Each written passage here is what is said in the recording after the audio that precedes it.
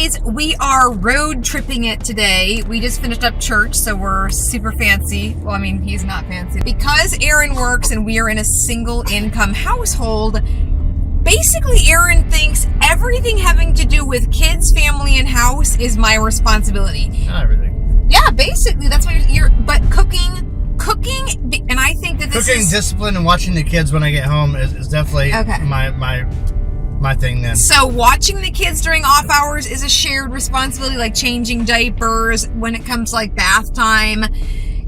Those are things we share. And because we both like to cook, and because cooking is such an issue, meaning that it feels like every 2 seconds we're making a meal. I mean, really, with 4 kids, lots of kids. Gosh, we're making food all the time. You're either cleaning up a meal or preparing for the next meal or eating. I mean, so I feel like the food thing is a little bit unavoidable because it's a pressing concern that you don't have time to fight about. You guys have to eat. While it's wonderful if I can get food prepared, and I would say, I think more than half the time I do make food, but it's fairly close to even. So really the biggest thing is that I can't even believe that Aaron doesn't recognize what it would be like without me. If you didn't have me, you would have to pay people to do more than just one person's job. So whether you like that or not, it's true. And you're such a smart person that I feel like you should be able to see that keeping 4 children, most people cannot watch 4 children for 8 hours by themselves, period. So just keeping the kids alive is for sure definitely a full-time job. Like, just that is a full-time job. So I don't know how you possibly think that I could keep them alive and keep the house clean. It's what I consider this is a misunderstanding. You're using the logic that watching 4 kids and keeping them alive is a full-time job, which is fine. It is. I can agree with that.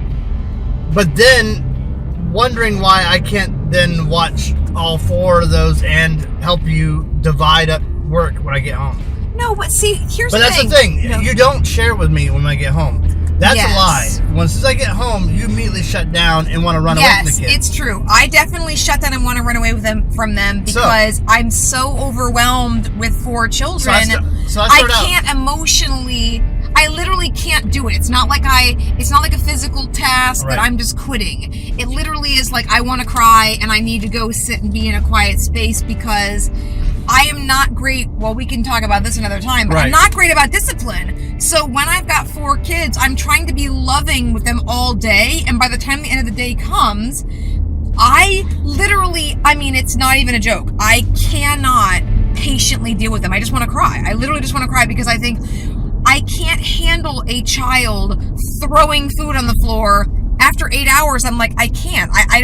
I have not mastered that. But that's a whole separate issue. So discipline is a separate issue. All right. So Aaron is better at that in his own way. So let me logically lay it out for you guys, my point, okay? Yes. So there's a 10-hour segment where I am at work and I'm working, okay? Oh, Lydia just woke up. Yeah. Lydia just woke up. She's like, why are you guys Right as I go to talk. She's like, why are you guys yakking and where's my food?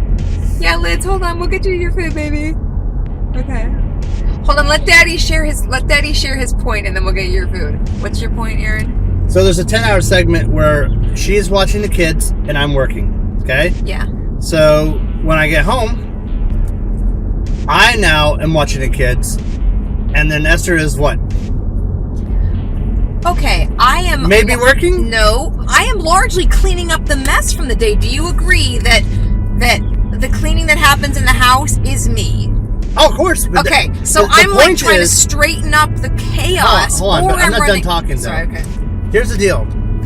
My point has been made. The division of labor is even. I don't think it's even because here's another part to this. What you're misunderstanding there, Esther, is you've already dictated what the division of labor looks like. Hold on, Liz. And what an equal division of labor looks like. When you say that watching the kids is a full-time job, then when I go to watch the kids, that's my full-time job. Oh, no, I understand. I don't and I care. agree with that. But you don't. No, but here's the deal. Okay, so there are times, like on the weekend, okay, I understand what you're saying. Oh my gosh, it's like we're playing chess and you just like, what's it called? Checkmate. You just said like a checkmate. Okay, well let me on the fly think of my defense for this. Hold on. I don't actually get mad at her for this normally because I know how she feels. I'm mad about it though, because what I think happens is that when I am with the kids, Aaron expects me to cook or clean or do laundry, and I do try to do those things. But I would say, when would you want it done then? When would it get done? Whenever I get home. No, but okay, I see what you're saying. You're saying if I just dealt with the kids, then when you got home, if I gave you the kids and then I worked on those tasks, then everything should be even off. Okay, well then that brings us to the way that we watch the kids. Because when I'm watching the kids, I'm not doing. Well, that's not division of labor anymore. Okay, sorry, Liz. We'll get to you in a second, babe. I love you. She said, "Wait." She said no. She says no. She wants her food now. Okay, well then let me bring this up to you. This is something that other people have noticed about our dynamic that I have a hard time explaining. Mm-hmm. Why is it that you do not have any household chores in the house that you consider to be yours? And I mean like taking out the trash, like things that are simple that don't take a lot of time that you can do in conjunction with kids. Basically, Aaron has only ever mastered food in conjunction with kids. Would that be right? I have 3 sons and a husband, and none of them clean their own bathroom. I pick up trash once in a while, and I pick up dishes once in a while. He brings I his am plate. the only one who puts the kids to bed. Okay, you do put the kids to bed, but I will say that. But it's not like some system of reading books to them and brushing their teeth. It literally is you just wrangling them and saying, "Go to bed." So that's not necessarily. Again, your issue with how I take care of things versus the fact that I take care of them have nothing to do with the That is a separate issue, right? Division of labor. You never have mowed the lawn. I have to mow the lawn. Not true. I've mowed the lawn several times. You don't take out the trash. There's no task in the house that you would say, I take responsibility for that. And you don't have a problem with that. Any of the technology that needs to be set up or repaired or fixed or whatever I do, it's not like I don't do anything. I think that you bamboozled me a little bit because you make such a strong case for your value that I think, oh, I guess I'm just responsible for everything else.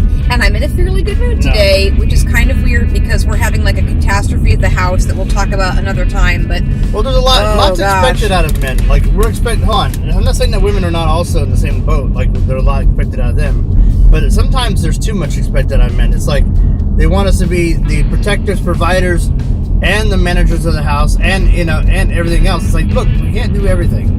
Like some of us have limits to that, and we have places where we need to rest, and that's supposed to be at home. Like we're supposed to have some kind of like chill out and download, and I can't do that if I'm like if every ounce of my being is being spent, doing other things. Like okay. Well, but here's the thing. I will tell you that after being married for 8 years.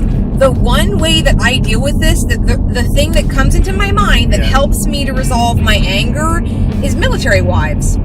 When I look at the fact that also single women, but military wives is an easier one for me because I have so much respect. I just have a lot of respect. Life. God, it's such a tough life. I mean, it's a life that before I married Aaron, I was engaged to a man who was in the Air Force, and I knew I couldn't do it. He ended up leaving the Air Force. We didn't get married. Sorry, it's a tangent. Lydia can tell that it's a tangent. She was like, you're talking. Okay, I'll get you your food. But what I'm trying to say is that I literally have to get myself into the mindset of what would I do if you were actually okay. So what I was trying to say there is that military wives are such a unique and incredible class of mom, wife, woman. I'm just so incredibly impressed by women who can support that choice that their spouse has made and to embrace that lifestyle. And that lifestyle is so difficult because it's so unknown. You really can't set up roots in a place, and you really can never expect anyone to help you. I mean, you're literally on your own. So I try to go there in my mind whenever I get mad at you for not mowing the lawn, or I get upset with you that you don't change, take out the trash or change light bulbs. I mean, every light bulb can go on the house and you won't change it, and I have to get out the ladder and deal with that.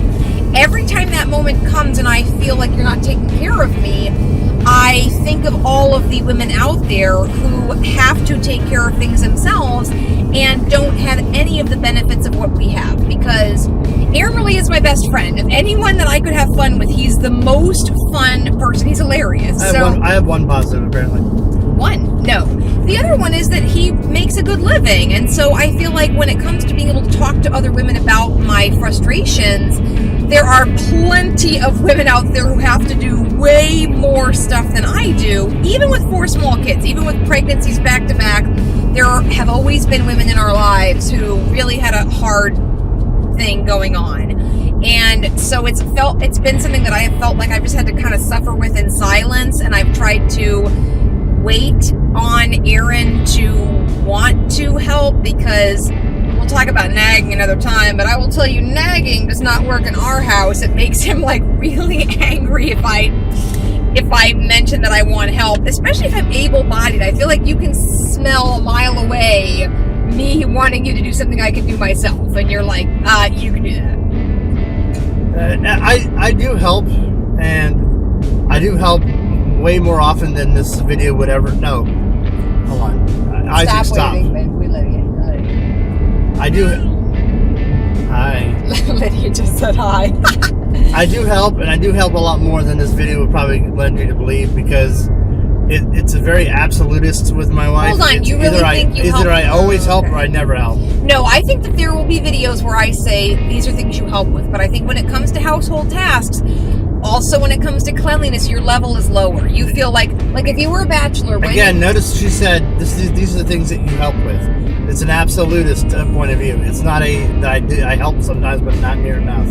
That's more accurate. I don't help near enough for her desires, but I do help. For saying that, I love you. I feel like the fact that he will say that is actually, or that you think that, the fact that you will say that means that there's kind of hope in this area. Because the worst thing is when you're with, I mean, we're basically like in a 3-legged race of life. Like we're literally like, we're 2 people with different feats and different. What I'm trying to say is, it's very difficult to have to go through life with a person. I mean, it's just tough. So it helps me to feel like we have room to grow if you'll at least acknowledge why I'm upset about something. So I am very upset that I'm the only one who cleans, because I hate it and I'm not good at it. And I think Aaron has found a profession that he's very good at. And what do I have? I have, how good are you at keeping your home clean? Not good. I don't think that's a fair assessment. I don't think that your job is easy. I think it's very hard. I do believe that keeping the house is not just it clean or it running. I mean, it's really a ecosystem that she runs.